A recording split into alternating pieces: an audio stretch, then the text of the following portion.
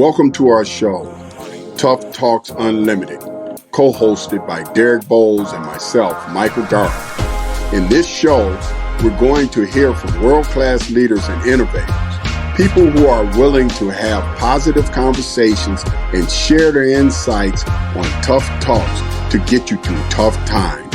Let's get started. Man, I'm excited to be here right now. You know, there's so much that's happening in our society that, you know, we have an unbelievable person who is getting on the show. Tough Talks Unlimited. Tough talks for tough times, because that's what we're dealing with right now. But I want to really hand it to you, Coach, so you can make the introduction. Well, I just want to say to our audience that we have a guy here that's just about what we talk about, Derek, a tough man. Mm-hmm. And he has had some tough times, but he's gotten through them. And today, audience, I think you're going to hear from him just how you, whatever your situation may be, how you can get yourself through those tough talks for tough times. But Thomas, welcome. Thank you, Coach. Let me say a few things about it before I turn it over to you and you can start to tell our audience about your journey. Mm-hmm. So in 1969, you were considered the best high school basketball player in the country. One of the best. One of the best. Yeah, I know you want to say Big George that. McGinnis might take exception to that if he's listening.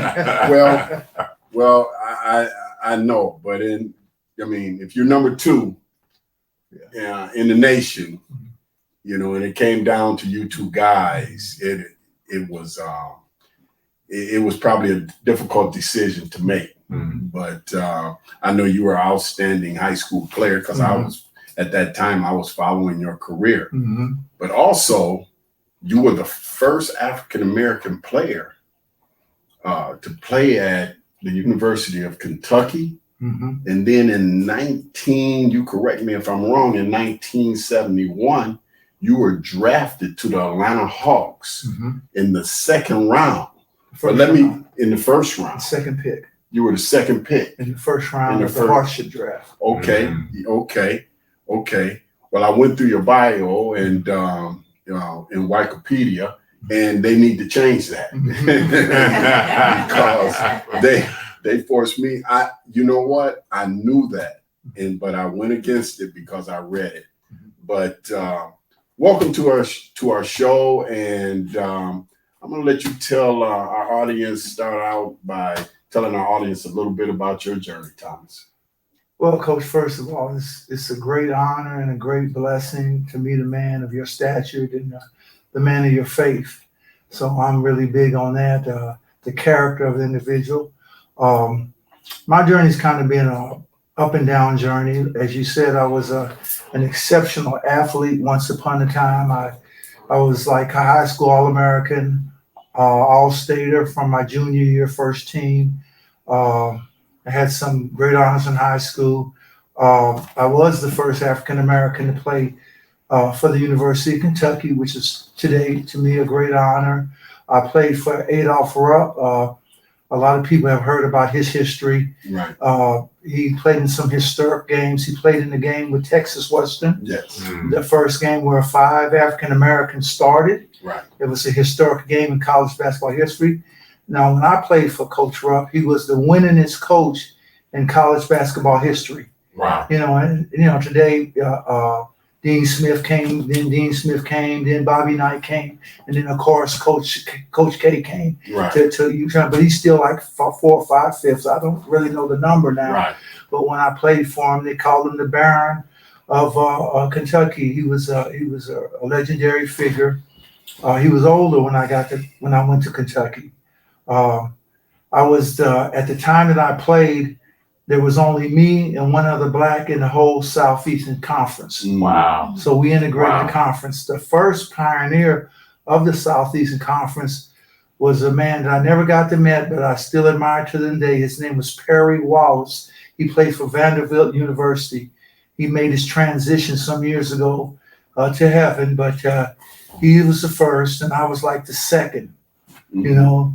And another brother that was playing at the time, his name was Henry Harris from Auburn University. And to show you how the climate was at that time, he ended up committing suicide, you know, because of the pressures and the climate. I really don't know his total situation, but I do know that the pressures, he had got an injury and he couldn't play.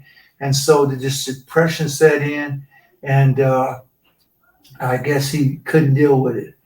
And fast forward to me, I played one season in the SEC, which was a record-breaking season. I was one of the top sophomores in the country. Wow.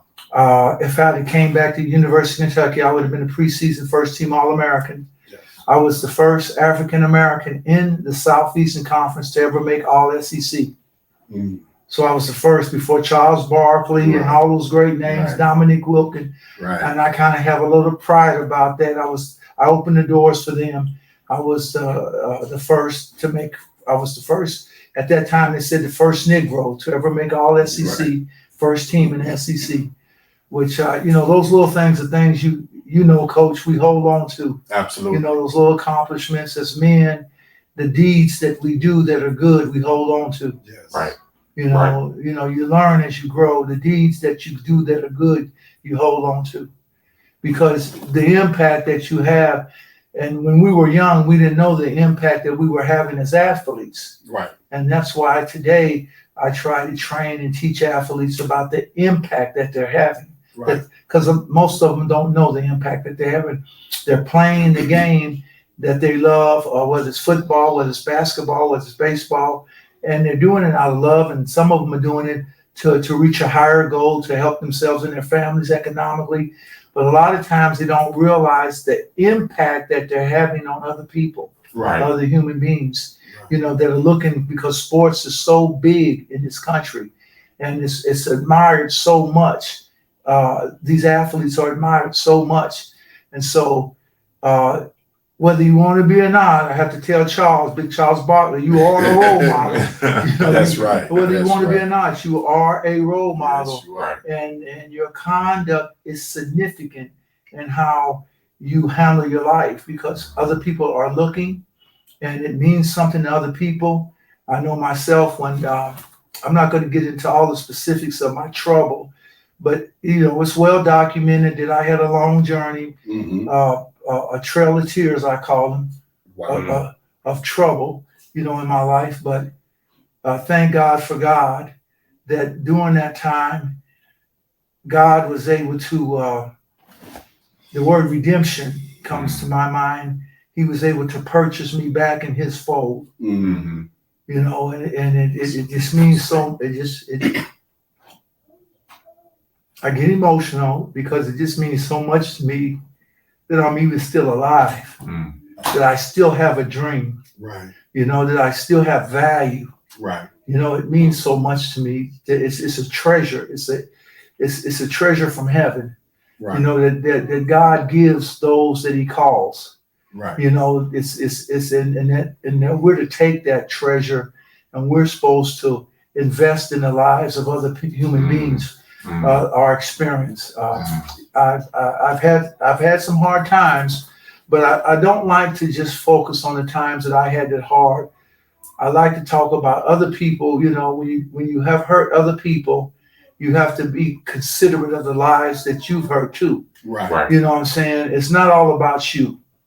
You know, when you look at your life and make it all about you, your mirror that you look into is very scared. It's very dark, because if you say you're what I am, you're supposed to look through the light to the mirror in a clear view and realize that it's about other people, about other human beings, helping humanity to evolve. You know, my people perish for lack of vision. That's one of my favorite sayings. When I look at the families are perishing because the men that lead them don't have any vision. Communities are perishing because the leaders that lead them don't have the right vision. You see, society will perish if the people that lead society don't have the right vision to lead the society. They're not empathetic. They're not compassionate towards the the hardships of the people that they're leading. Right. It's very important. And so for me, Coach, my time doing when I was in the bowels of the concentration camps, prison as we call them, I spent my time studying. I spent my time praying. I spent my time of a lot of times in depression and confused and hurting.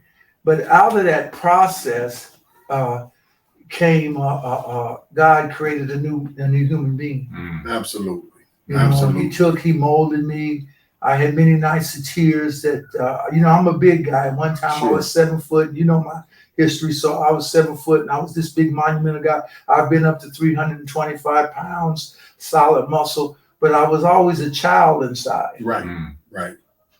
Like most guys that, come into their own, as young men do, people look at them from the perspective that, oh, he's big and strong, so he must be mature.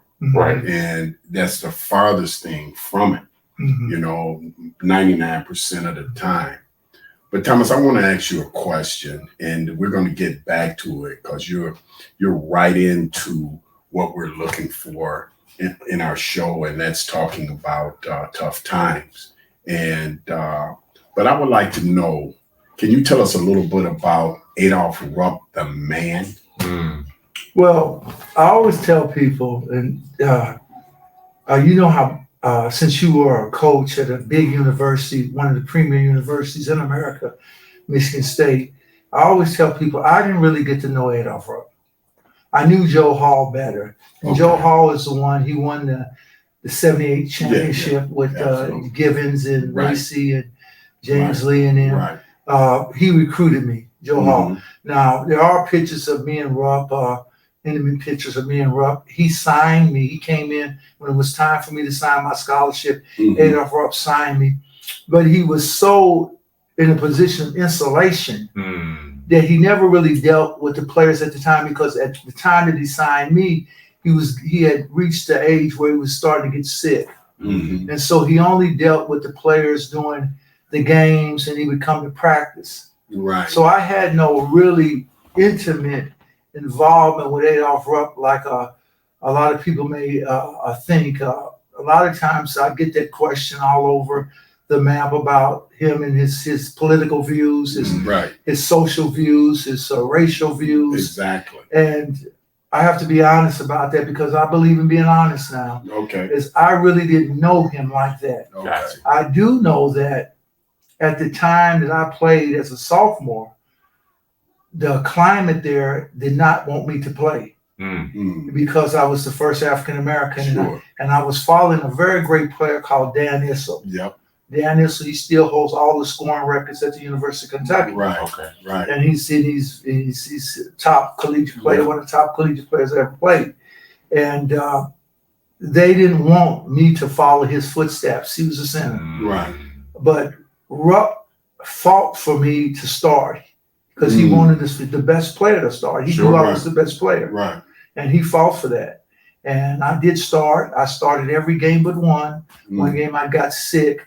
And I think it was up in Athens, Georgia.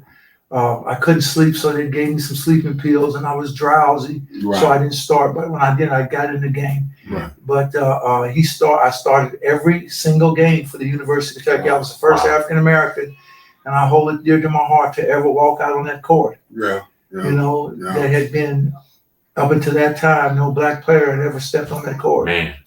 As far as playing for the university. Well, Thomas, I asked that question because, for the most part, Adolf Rupp is viewed as a racist and really, found no place for African Americans in the game of basketball.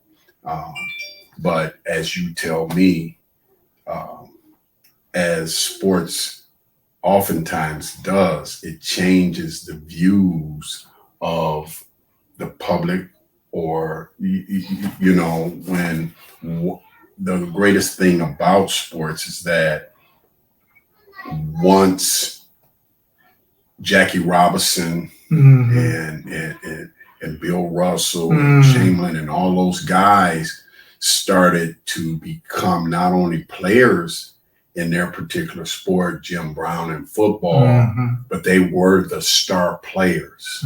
Right. So now the perception of them was beyond race in a lot of ways, although they still experience racism. But when the fans came into those arenas, they were depicted as a Celtic. You were depicted as a Hawk. Right. Jim Brown was depicted as a Cleveland Brown. So it changed people's attitude, and I'm quite sure what happened when Adolf Rupp, believe me, when he was coaching you, and at times you said that Joby Hall was doing most of the coaching, and he was observing you. He was also observing you as a young man, Right. and he felt that maybe even what he thought you would be as a young man, as a person, was not what was not what he depicted in his mind or had been culturally indoctrinated to believe. So, so when it came time to start, when everybody else was saying, well, we can't start an African American, Dan Issel played, we don't want him, number one, to break any of his records. And number It's two, true. we just don't do that here at the University of Kentucky. And this man said, hey, this man is this man is the best player. And not only is he the best player, I guarantee he probably never said it to you, but I guarantee you he judged you on the content of your character. Right. Right. And That's very important, Coach. You just I got to unpack some of the things you just said because it's really important. First of all, I played against Wilt Chamberlain, and I met Jim Brown in the Los Angeles International Airport. He was just one of the best human beings I'd ever met. I shook his hand, and at the time, I was a humongous individual, very, very strong with lifting weights. He's the first man I shook a hand with. His hand was like concrete. It was like shaking a brick wall. That's how impressive Jim Brown was. Wow. And the next, I've met Willie Mays, the Say Hey Kid. Exactly. So I've met some of these legendary players. I've played with, of course, a bunch of legendary players. Dave being our spiritual brother, me and Janet's spiritual brother. I've seen them all, the Walt Frazier's, the Pearl Monroes. So I had a chance. I played in a unique environment with some of these. I was like the baby of the league at the time. I was the youngest player in the NBA when I signed. And so I had a unique experience. But getting back to Adolf Rupp and that climate of racism. So I don't know what Adolf Rupp was, but I do know that they have disparaged him a lot. But what I always tell people, the whole environment at that time, culturally, was racist.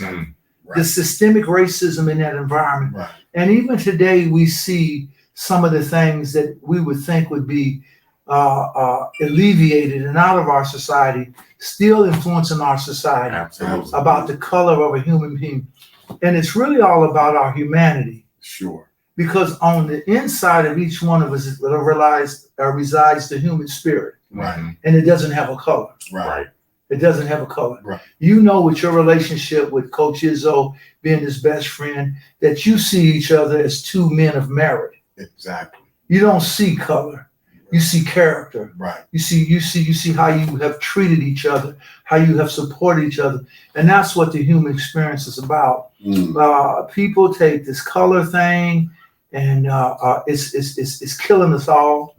I come from that era where color was a big deal. The pigment of a person's skin, the millennium in a person's skin was a big deal. But I try to live now as a resource for human being. You know, I don't try to go back in the past and disparage people.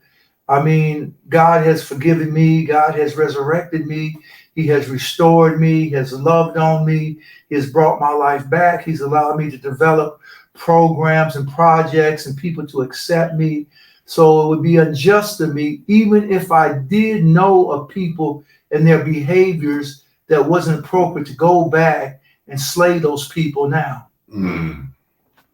A lot of people do that. They for some reason they want to be relevant and they want to go back and talk about people and talk about that they wasn't this and they wasn't that. Right. Why? Right. Why? Right. What's the purpose of that? Right. Right. You know, we need what's relevant for the day. Right. Mm-hmm. And what's relevant for the day is for us to come together as a society. What's relevant for the day is for us to support each other. What's relevant for the day is invest in our children and make them dream warriors. Right. Show them the visions of life, lead them in the right way. That's relevant. Kids are killing each other in the street, and that's my passion, Coach. Mm-hmm. They're slaughtering each other in different cities, Chicago and Memphis and New York and LA, all over the country. We need to have a program. We need to have an investment, you know, for the young people of this nation, you know, and for me to go back some 45, 50 years ago and disparage Coach Rupp would make me a little man. Right. Mm-hmm. Right. The good thing about it that we should all get out of it now, that I was a African American. I started in that esteem program, Right. and I did some things that help advance that program. Yes.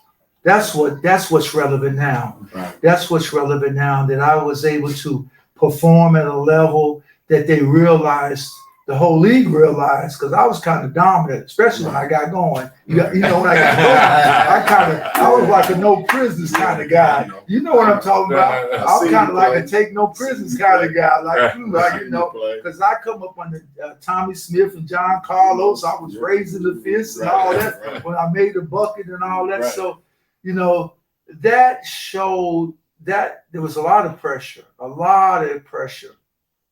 And to be totally honest and transparent, I didn't deal with a lot of it in the way that I should have dealt with it maturely. You know, it hurt me inside. The racism did hurt me, but it wasn't the racism from Coach Rupp. It was the racism from society that I was in, traveling in the South. Right. Every arena that I played in, the people were heckling me, talking about me. And I hear these kids sometime today, and I'm going to just say this and leave it alone. I hear some of these kids get so offended at one little person saying something to them. I had a whole arena of people calling me names, Wow. you know, Negro, coon, and all these type of things, throwing stuff at me. Whole arenas in Mississippi State, Tennessee. I hate Knoxville, Tennessee to this day, the way I got treated in Knoxville, Tennessee. Mm-hmm.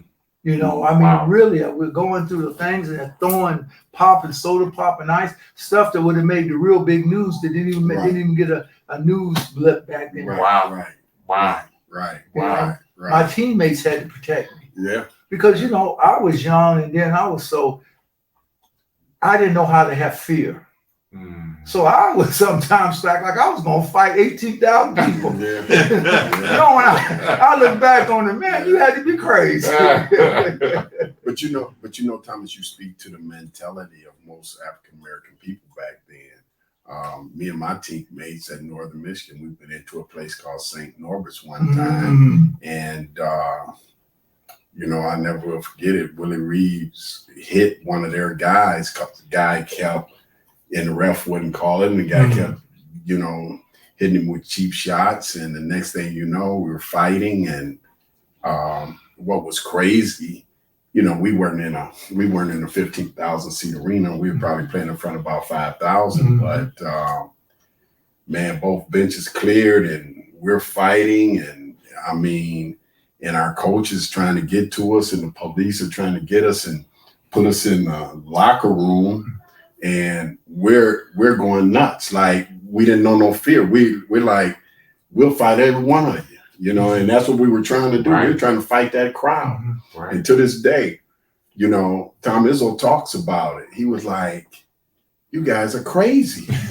But it was that time Right. in society for us to stand up. Mm-hmm. We wasn't taking no more of the you're gonna run us. Mm-hmm. We're not running anymore. Mm-hmm.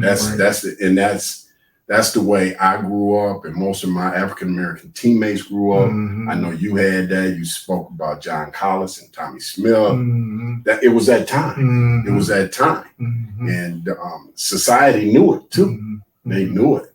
But yeah, I know what you're saying. I know what you're saying.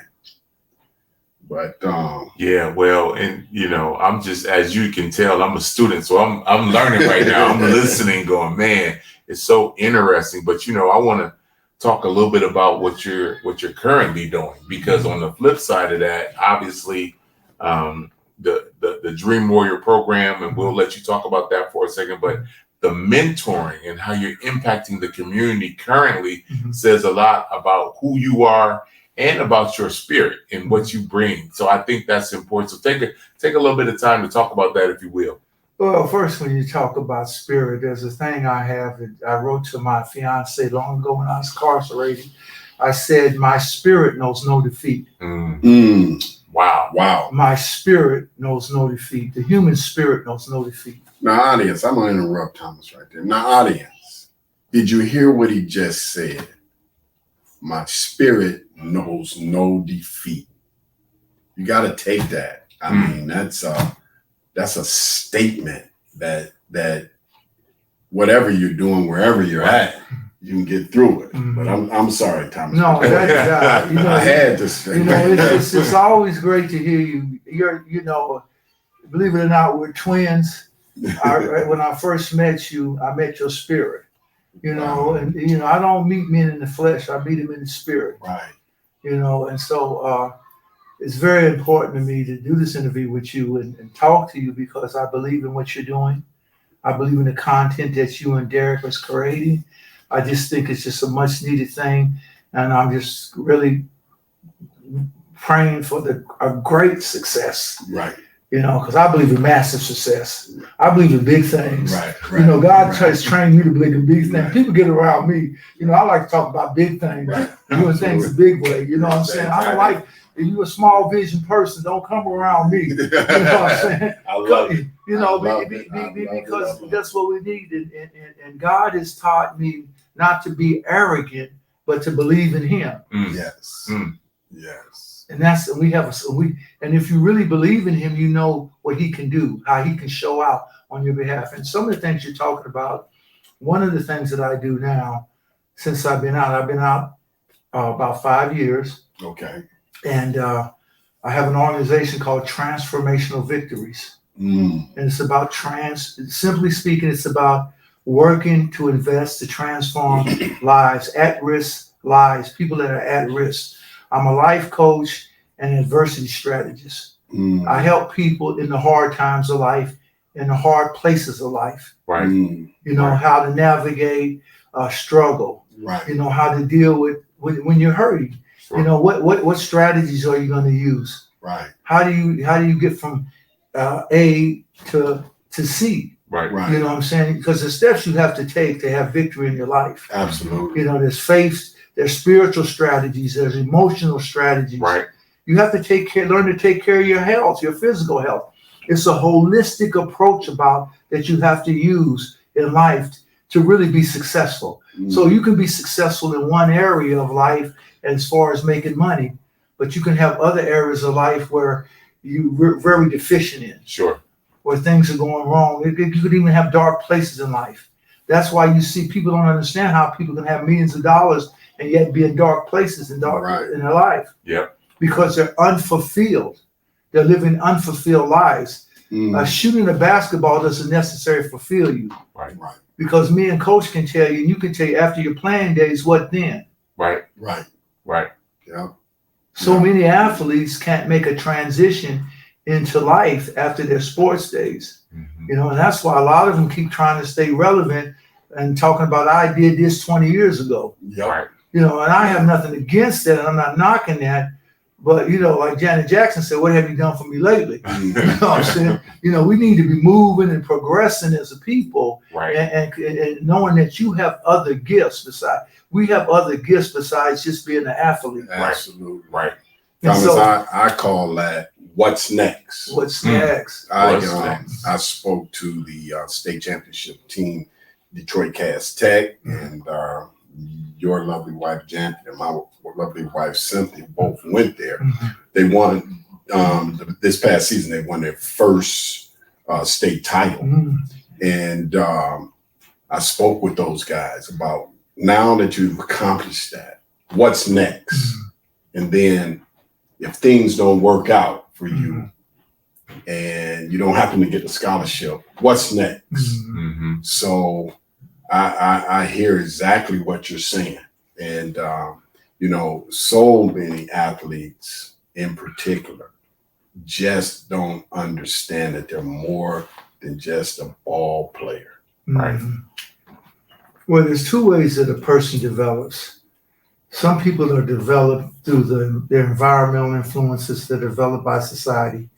And then some people have the privilege of being developed by spirit. And I'm explaining that. Right. And I had to learn that. There's nothing wrong with, we live in a social society, and we come up through our parental guidance and stuff like that. But sometimes with a lot of people, that's deficient. Right. They don't get all that they need to be able to go out in society and navigate it in the way they go. Right. So there's another development, which I call spiritual development, which then translates in, it helps you to holistically be sound mentally, Right. emotionally. So people that are not developed spiritually are usually not developed emotionally. Now they may be developed mentally, that's a different thing. Sure. Right. So you have to understand what I'm saying. Right. Some people have the intellectual prowess, they have the cerebral capacity, they're very smart.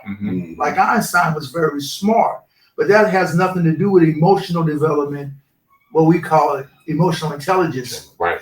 And spiritual development, Right. which is a higher involvement. Now, we don't pay much attention to that because we're in a materialistic world. Right. You get what I'm saying? Right. Most people are moved by the houses and the cars and the Right. position that they have, but then they find out they're empty inside. There's something missing inside. Right. And so what you have to do when you're talking to young people is, sometimes we're in a society that you kind of got to be careful about the word religion. Sure. Yes. But you can talk about their spirit and their emotional development, and guide them that way. You understand? I don't really go out and talk about my particular faith a lot. Right. And try to target people and push that and prophesize that, because that's not what I am anyway. Right. But I do believe I believe in our humanity. Absolutely. And so our humanity is at risk today. Absolutely. In a lot of different areas. And so we have to have individuals that have substance to themselves, that have been through something and understand processes of what you go through in life, to be able to go out and articulate and delineate the things that we need as human beings. Right. Absolutely. And we have to know, and you have to do it in the right type of way. Your approach has to be the right way. Janet talks to me a lot. My life mate talks to me a lot about, my eternal mate talks to me a lot about, she corrects me a lot when I'm talking about things and how to proceed. I'm sure Cynthia does a lot. Cynthia goes, and how to proceed in life and how to interact with other people. Right. Because you have to be always cognizant of people's pain and people's trauma, people's personal history. Key. You can't come off like you know everything and that what they have been through is irrelevant to what you're trying to give them. Sure. That's powerful. Very powerful. Thomas, as you spoke to that in meeting people and talking, addressing, being much more than just a basketball player or just a human being walking, and the Spirit just told me that it is divine purpose, not just regular purpose. Right. But when we know our divine purpose, Yep. we can lose a career and still come back. We can lose a marriage and still come back. You see what I'm saying? We can be, hung up on drugs and still come back. Right. Because our divine purpose, we connect with our divine purpose. And I think so much of what's going on today, people are not connecting to their divine purpose. They're connecting to what they see on television or the social media platforms. Right. And they're trying to get to or become or make that their purpose in life. Wow. So as I piggyback off that, you have to know who you are. And so I will say this and not get caught up in scripture, but there's two scriptures that always resonate with me. Then the first one is in Genesis 1:26 and 1:27, that God, Elohim, said, I will make them in my image and my likeness. And when I went in and studied that, he gave us these unique faculties to think, to feel. He blew his spirit into us. Right. You understand? Part of himself into us. Right. And the next scripture is Psalms 139. It says, you are fearfully and wonderfully made. So fearfully means reverently. God honored you when he made you. He crafted you. Right. Yes. You see what I'm saying? Yes. He made you, and he honored what he was making. Yes. And how he crafted the human being, every nuclei, every cell, to form you and shape you and to breathe into you something special. So each human being is uniquely gifted, but they don't know it. Right. Exactly. Because you get lost in the sauce. Right. When you're born into this worship. Lost and if in you're the born sauce. in certain societies, they tell you what you ain't, not what you are. Right. And you hear it sometimes in own families that they'll tell you what you can't do, not what you can do. You know what I'm saying? So the key to it is what you said, Coach, to be connected with your divine purpose. You do that with knowing your divine identity. Right. Right. Don't get me started now. You just added Don't get me started. Oh, man. You have to have your divine identity to know your divine purpose. Right. And your identity is connected with the Most High. Absolutely. With the Creator. Yes. So when we start losing ourselves, and many of us do, because we get caught up, like Coach was saying, in social media and what everybody else thinks, you're losing yourself. Absolutely. You're living for this false premise of yourself. Right. Are you catching what I'm saying? I do. Because you're caught up in what everybody else thinks of you, but not what you think of yourself and what God thinks of you. Yes. And so you start losing yourself, because here's the thing, and I don't know how this is going to sound, but all human beings are fallible. All human beings are fallible. Some people have their different philosophical tin on that. I've studied philosophies, ancient philosophies, modern ways of thoughts, and fringe thinking, and all this thing where people have.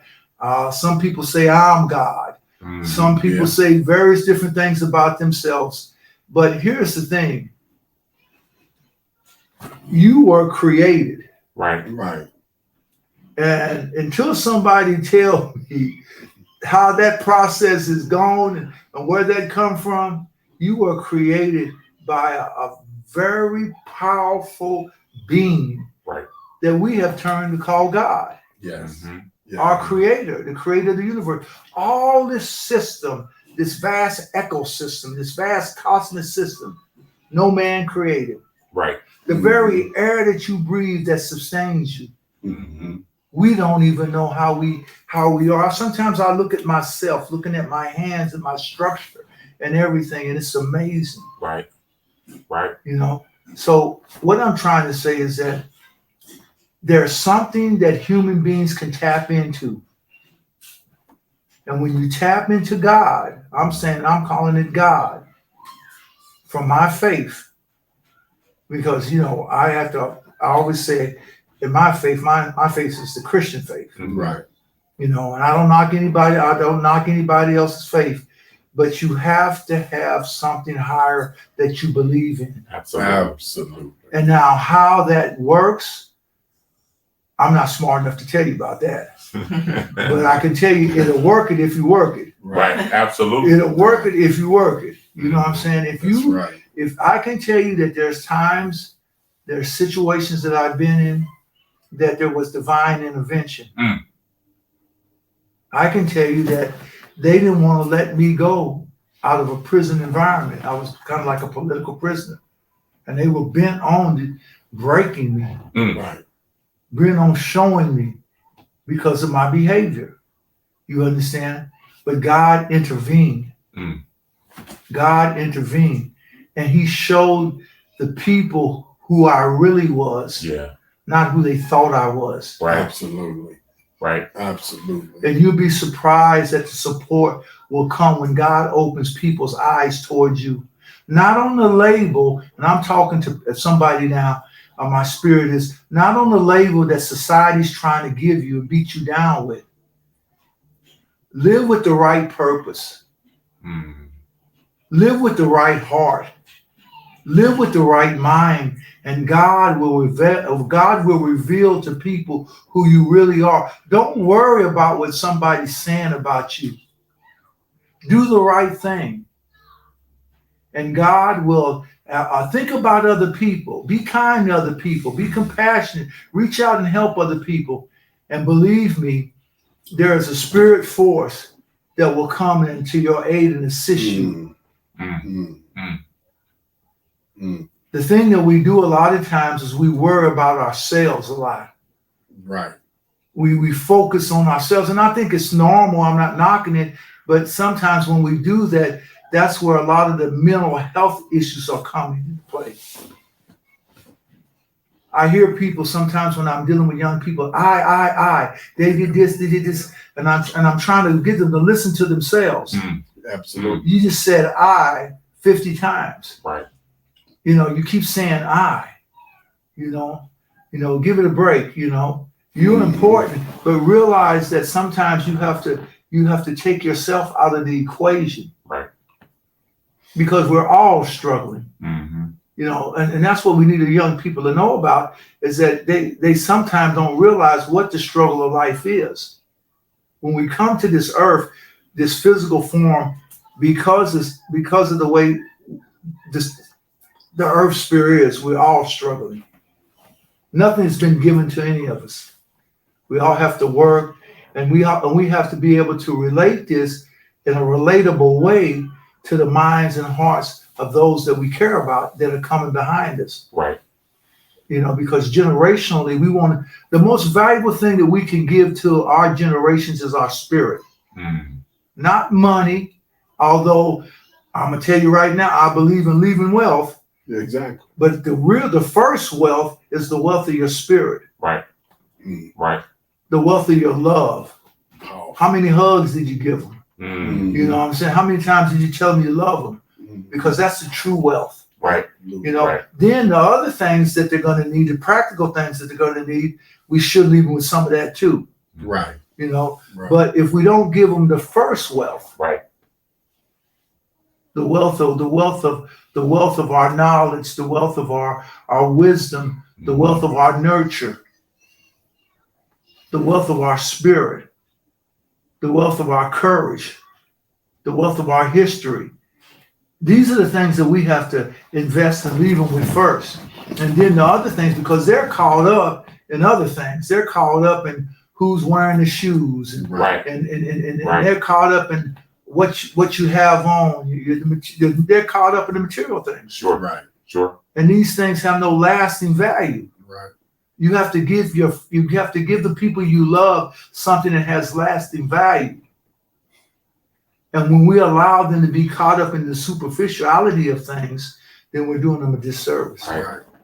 Absolutely. Absolutely. Well, again, and I love being a part of this conversation. There's so much insight. The people, the audience, if you're listening to this, hopefully you're taking something from what we're sharing with you. It's very interesting and it's powerful, right? That's really what it's about. But I have a question because I think it's important. So obviously, we got connected through Dale Brown, as you know, and but my thing I want to talk to you about, which I think is important. Tell us about your mentoring and some of the programs that you already have in place, so you can really pour into that next generation of leaders. Because I think that's invaluable. And you initially asked me that, and I got a little off track. No, it's okay. It's okay. And I apologize for that. That's all right. I talked about me and Janet. We developed Transformational Victories, on which we have a website, www.transformationalvictories.org. And we also have developed out of Transformational Victory several projects that we're doing. Right. And one of the projects in which me and Coach have the T-shirt on is called Dream Warriors. And this is not my original saying, but it came from a very special young man who's deceased. He made his transition. I was looking at an inspirational sports program, and he was from Alabama. He got killed in a car wreck. But he used to say, "I will do something great. I will be someone great." And that just tore my spirit up. And so that's the Dream Warrior motto. I will do something great. I will be something great. I will do something great, and I will be something great. And so the Dream Warrior project is about investing in young people, young men, young women all over the country, and helping them to navigate their vision of life, their dreams that they want to reach and accomplish. We do leadership seminars. We came off a program last year that was very successful. Our first program, where we had in Michigan, in Lansing, where we live at, it's where we brought the police, the firemen, business professionals in, judges, lawyers, to talk to young men exclusively at that particular point, at-risk young men. Wow. And to give them a vision of life. They had mentors. We had tables set up where the young men would sit at the table, and we had mentors. By the way, Coach, I gave him a film so you could see that whole thing. Okay. Whenever you have time, I know you're very busy. But we had the media out. Channel 7 came out. And what it was just a day of loving on these young men, investing in them, telling them about, giving them guidance about steps that they could take about their future. And that's basically what it is. So Dream Warriors is a program. I have a national view for Dream Warriors. I want to take Dream Warriors to every high school. I want to take Dream Warriors to the college campuses. I want to invest in our young people and in mentoring and leadership and showing them the steps, the right way to go about the pursuit of lives to follow their dreams. But I then want them to come together and invest in each other. Right. So we want to have forums and even social media contact that we're developing now, to where young people can talk to young people. Young people can encourage young people. Young people can edify and build up young people. Okay. Because I'm an old head. I ain't got too much to say. You know what I'm saying? Young people need to hear young people. Absolutely. And so I'm the CEO. Janet's the director of operations.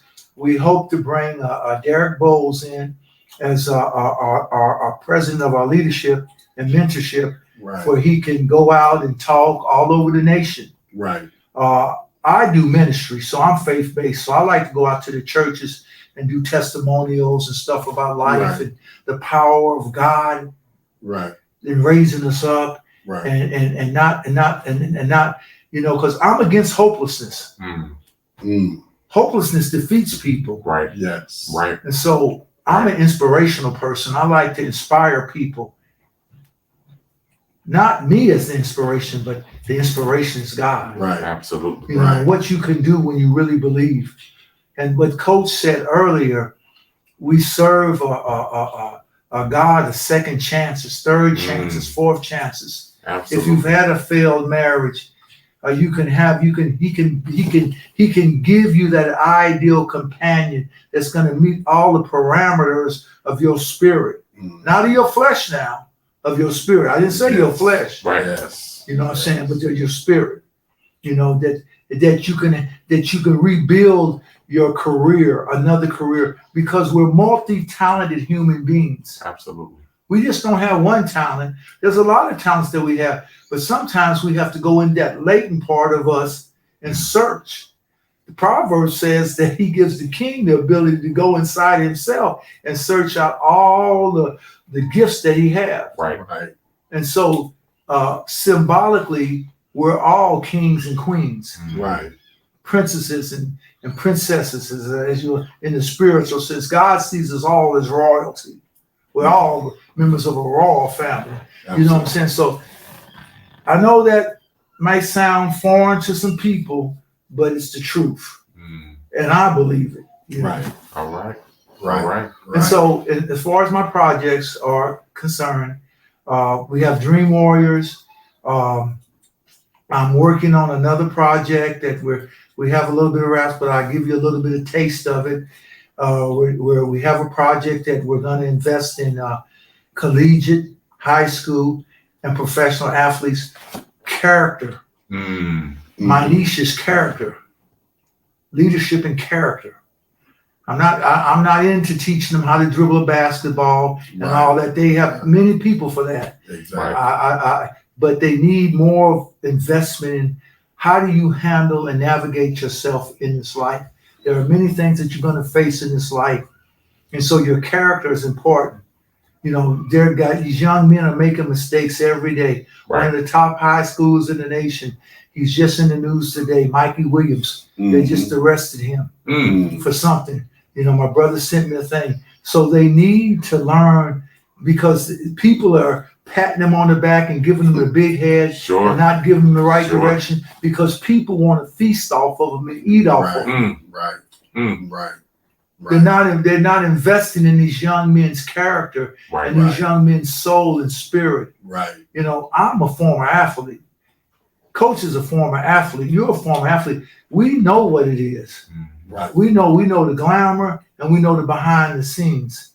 And so there needs to be people that will invest in the behind the scenes work, the real work, and building these people. It's not giving them an entitlement to do. One of the things that caused my demise was entitlement. It's powerful. It's powerful. You see, it's going to cause a lot of these young people's demise. And they need solid men that really care about them, not for their money. Right. I'm not trying to get any money out of these guys. Right. You know what I'm saying? I want to go and help these guys because they're me. Right. You know what I'm saying? Right. They're Tom Payne. Tom Payne was the #1 draft top. Tom Payne was a college All-American. Excuse me. Tom Payne was a high school All-American. Right. You understand? So I want to invest in these young men and help them navigate their way so they don't make critical life mistakes that will set them back and destroy them and hurt their families. Because when you do something, sometimes it's irreversible and irreparable. Right. And you hurt the very people that you say you love. Not only do you hurt yourself, you're hurting somebody else, you hurt your family, and then you're hurting the people that believe in you. Right. And one thing you never do is when somebody believes in you, is take that belief. You know, there's a saying, a fool returns to, like as a dog returns to his vomit, so a fool returns to his folly. And what that means is that when people believe in you, they're believing in your humanity. They're believing in your purpose, or what Coach said, your divine purpose. Divine purpose. You never take that and misuse that. And I've become a stickler in watching men, how they move, and watching them what they respect and who they respect. You know, because I've made a lot of mistakes in life. Right. And I just want to be a vehicle of helping young men navigate the gifts that they have and understand they've been given these gifts for a purpose, not just for themselves, not to just get all the big cars that they want, not to have all the jewelry that they want and all Right. this stuff. I don't even have anything against all that. They're young. They should have, if they work for something, they should be rewarded for their work effort. Mhm. But what are you going to do Right. with these treasures that God has given you, even these material gifts, to help someone else along Sure. the pathway of life Sure. that needed that could be very important for them? Right. Right. What is that divine purpose? That's great. Why did the Lord purpose you with such magnificent athletic talent? Mm-hmm. And you were purposely put on a pedestal Mm-hmm. for his divine purpose, Right. not because, you know, I can, as you said, Thomas, you addressed it well, that I can get another car and I can get one of these big Rolex watches, or, you know, the Gucci this or the Gachi that. You know, I just, you know, they don't get it. You know, it just amazes me how, you know, guys they won't contribute to a rec center in their old neighborhood, or invest in the children or the community there. It may be even some elderly people there that need help, Right. but yet and still they'll build a garage where they can have 50 cars. Mm. 50 cars. You can only drive one. But I just, you know, I know this might offend somebody, but a lot of people, a lot of the individuals that you talk about are empty human vessels. Mm. And so I'm gonna be really just straight. So in our society, it tells us a lot of times that if you have more than somebody else, you're better than somebody else. Yeah. And so a lot of these young men are confused, and they receive things, and even the people that are around them, that support group around them, they think because they got the nice cars, they got the money, they're better than other people. mm-hmm, Mm. mm-hmm. They literally believe, and so their language structure, if you ever get in an intimate relationship with a lot of them, they begin to talk like that. Mm-hmm. I'm better than such and such. Right. You know, they don't have nothing, they ain't this and they ain't that. Right. And they don't know humanity. Mm. They've lost touch with compassion. Right. Right. Right. They don't realize that all this stuff is temporary, Oh. and that you could lose it in a heartbeat. There's any way it can go. Look at Kobe Mm. and his beautiful daughter. Right.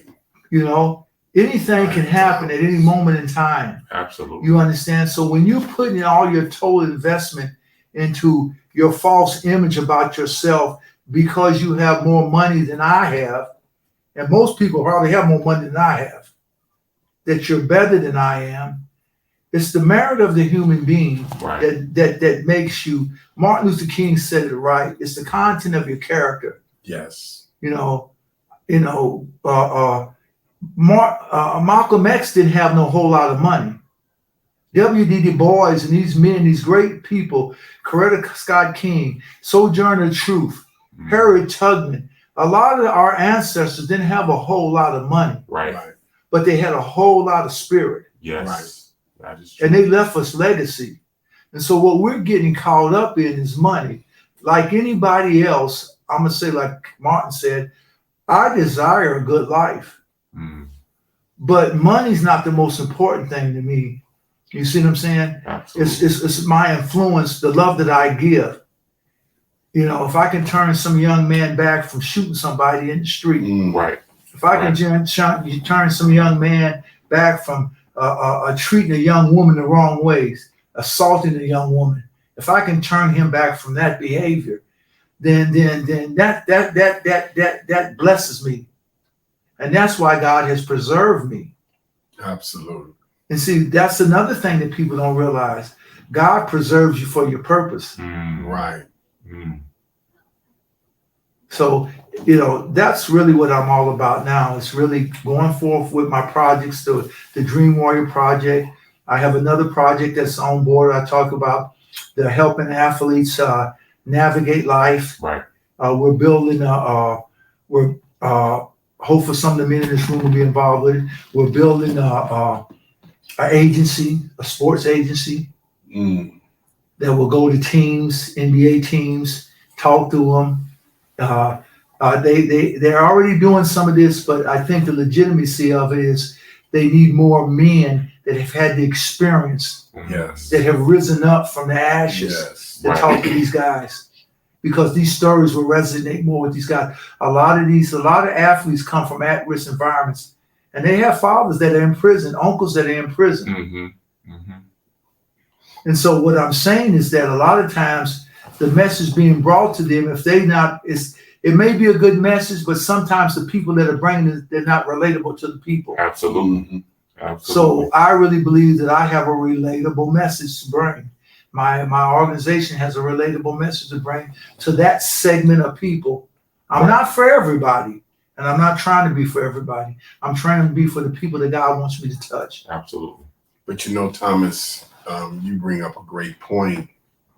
I think the NBA or the NFL or Major League Baseball does a great job of trying to connect with the rookies when they initially come into the league. And they'll have these seminars with them and they talk about everything that you're talking about, but there's no follow-up. There's not they will follow up, but it's not on a consistent basis. Where if a young man is going wayward, he needs what the wisdom, the treasure chest of wisdom that Thomas Payne has to give away.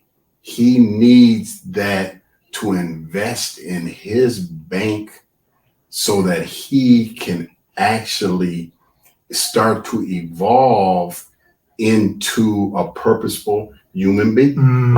And, this is what you're talking about. This is what's going to make DreamWorks unique in that, you can, you'll be able to, while these guys are on the road or, they're going from city to city, you can get on a Zoom call with them, or if need be, fly in and talk to these guys on a personal level. And know that you're there to love on them and that you're there for them, not to get anything out of them, but what you can pour into them.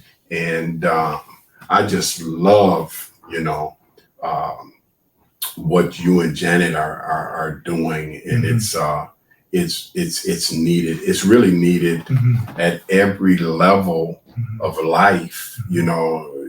I tell Derek, when I coached him in high school, I could see the potential in him and his particular group when they were 5th and 6th graders, and I started working with them, not only showing them how to play basketball, but just as you said, how to develop into purposeful human beings. And I knew that if I could tap into that aspect of their lives, that they would do some great things. And they made me look good.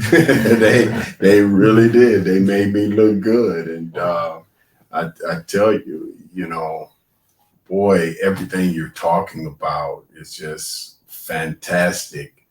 But again, Thomas, before we close, I want you to tell our audience, if there's someone out there, a principal of a school, if there's someone out there that, is running a rec center, or someone that is dealing with wayward young men and even young women, how can they reach you and Janet to connect with you and actually seek out your help? Our website is www.transformationalvictories.org.